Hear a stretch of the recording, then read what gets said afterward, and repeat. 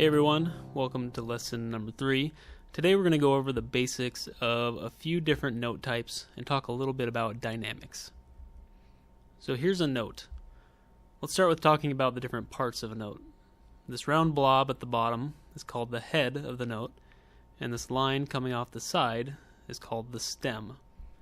The stem can go up or down, but it will change sides depending on if it's drawn up or down. If it's drawn up, it will be on the right side of the head like this, and if it's drawn down, it should be on the left side of the head. It really doesn't matter whether a stem is drawn up or down in terms of the note that you're going to play. What really matters is where the note head lies.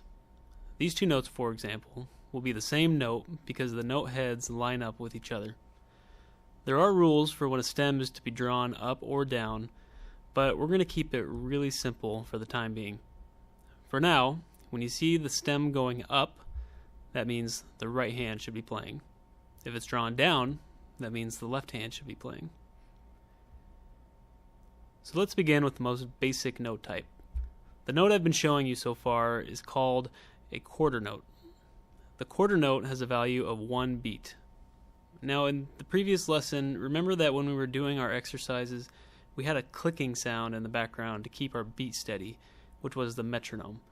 So every time that metronome clicked, that was 1 beat. So if we were to play a series of 4 quarter notes, this is what that would sound like with the metronome, with me saying 1 with each beat because each of these notes is only worth 1 beat. 1, 2, 3, 4. 1, 1, 1, 1. So here's a quick exercise that consists of only quarter notes. This is just like the exercises in the last lesson, except now we are showing the quarter notes instead of just the finger numbers. However, I've included the finger numbers inside the note heads as well to help you out. You'll notice that I added this squiggly line at the beginning, and this is called a brace. And this tells you that your left hand and right hand are to be coupled together, and when you read the music left to right, you're reading both hands together. You're not reading the right hand first and then the left hand. They're read together as one line of music. Another thing you may have noticed are these 2 lines at the end. This is called a double bar line, and this simply means that this is the end of this musical piece. So this is how this exercise should sound. 1, 2, 3, 4.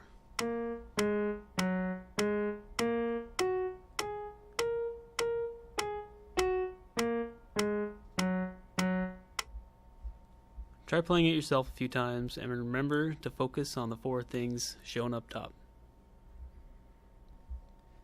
The next note we're going to talk about is the half note. This looks just like a quarter note, but the note head is hollow. This has a value of 2 beats. So if I were to play a series of 4 half notes together, it would sound like this, with me saying 1, 2 with each note. 1, 2, 3, 4. 1, 2, 1, 2, 1, 2, 1, 2. So let's look at an exercise that uses both quarter notes and half notes. So this is how this exercise would sound.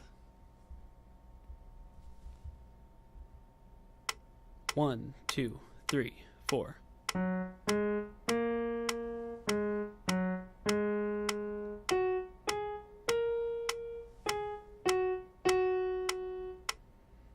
Try it yourself a few times, then rewind and play along with me. So now we're going to add a little something extra to this exercise. We're going to get our first taste of something called dynamics. The dynamics of a piece will tell you how it should be executed, and the use of dynamics gives the composer different ways to add some feeling and emotion to a piece. So examples could include playing louder or softer, faster or slower, or playing a series of notes smoothly or abruptly. Basically anything to make the piece a little more interesting rather than just having the notes on the page comes from adding dynamics. So the first piece of dynamics we're going to talk about has to do with how loud you're supposed to play a piece. We're going to start with this fancy looking F, which stands for forte.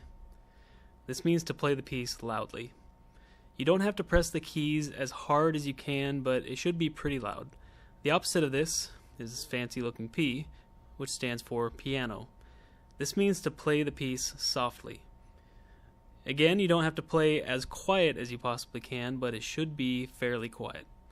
So these symbols will typically appear at the beginning of a piece to tell you how to start, and then throughout a piece as the volume should change. Let's take a look at the previous exercise. You can see I've added a forte at the beginning and a piano in the middle. The forte is in effect until you run into another piece of dynamics that would change it. In this case, the piano that appears in the middle of the exercise means that when you reach the piano, you will play softly from that point on. So this is how this exercise would sound now. 1, 2, 3, 4.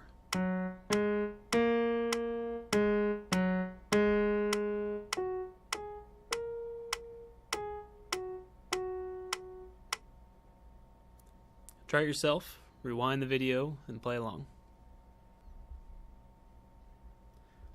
The last note we're going to look at in this lesson is the whole note. This looks kind of like a half note, but it has no stem. This has a value of 4 beats.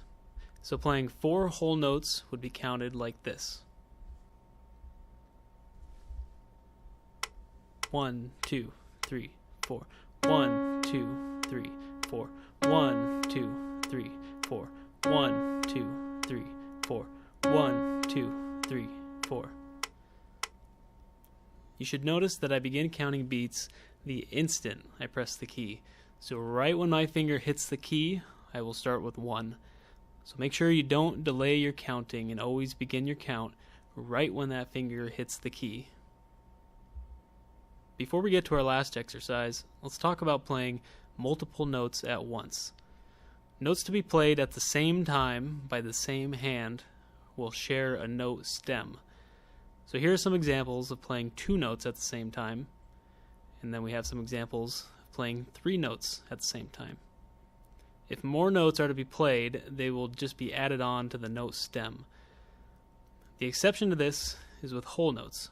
Whole notes won't have a stem, but the note heads will still be grouped together.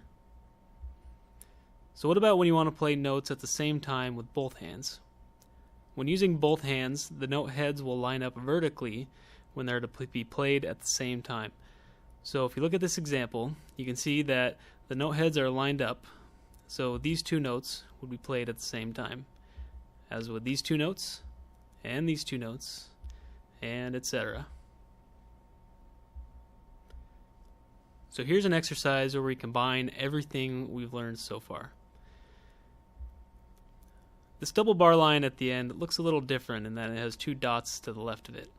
And this is called a repeat. So you play the piece once through, then you go back to the beginning and play through it one more time. So this is how this exercise would sound. 1, 2, 3, 4.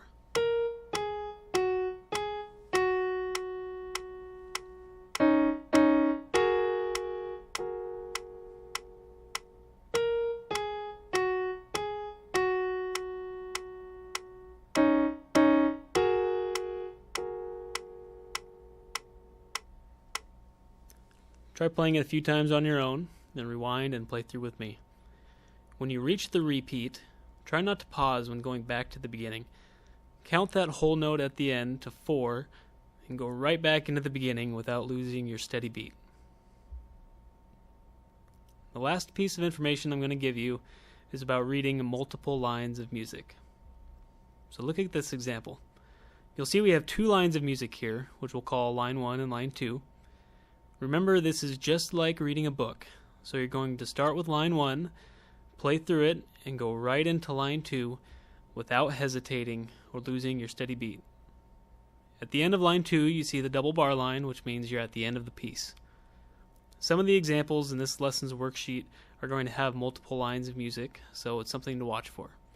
You don't have to play this exercise, but just listen to me play and follow along with the music. 1, 2, 3, 4.